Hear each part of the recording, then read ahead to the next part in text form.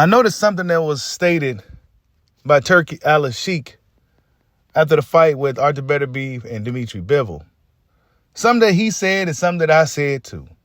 And yeah, it's your boy, Mr. 926, a.k.a. Bushido the Dragon, a.k.a. the Black Mage, a.k.a. I can just do this all day, the two-time demonetized champion of the world. I need y'all to get the likes up, man. Get the likes up. Check it out, man. Turki Alalshikh.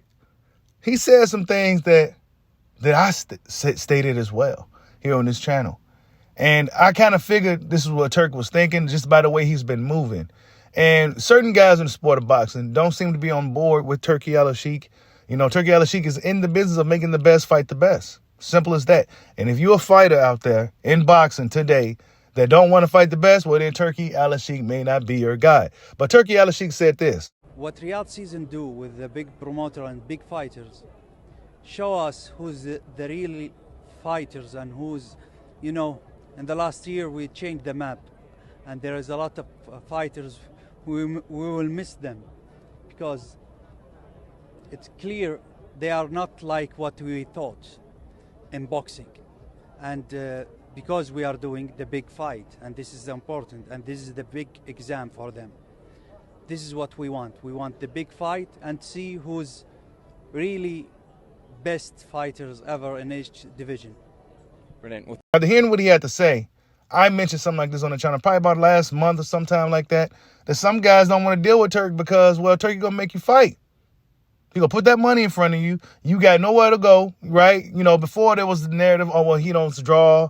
He wasn't a draw. He don't sell no tickets, et cetera, et cetera. Turki Alalshikh is when you're dealing with that guy, there's no such thing. Because the money will be there. The arena will be packed. Everything else when it's Turki Alalshikh involved, right?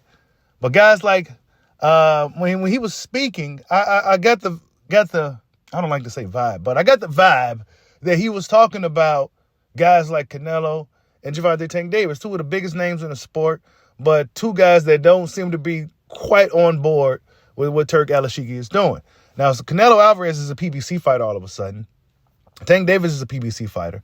But PBC, from what I'm hearing, Al Heyman is extremely sick, very ill. It's not necessarily looking good for the OG Al Heyman. I wish him a speedy recovery, right? But it's not looking too good for PBC right now, especially if Al Heyman falls. And then what are these guys are going to do?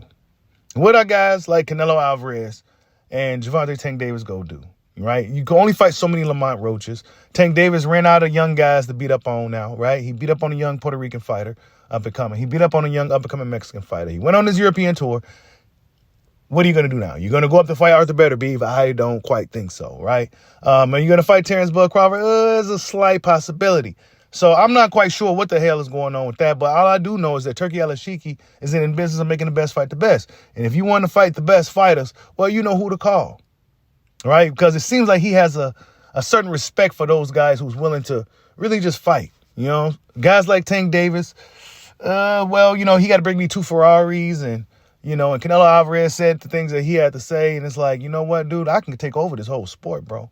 I can have the guys that's in your weight division or under your promotional company all fight in right-on season, and you'll be left with nobody to fight, and you'll have no choice but to come over here and do business with us.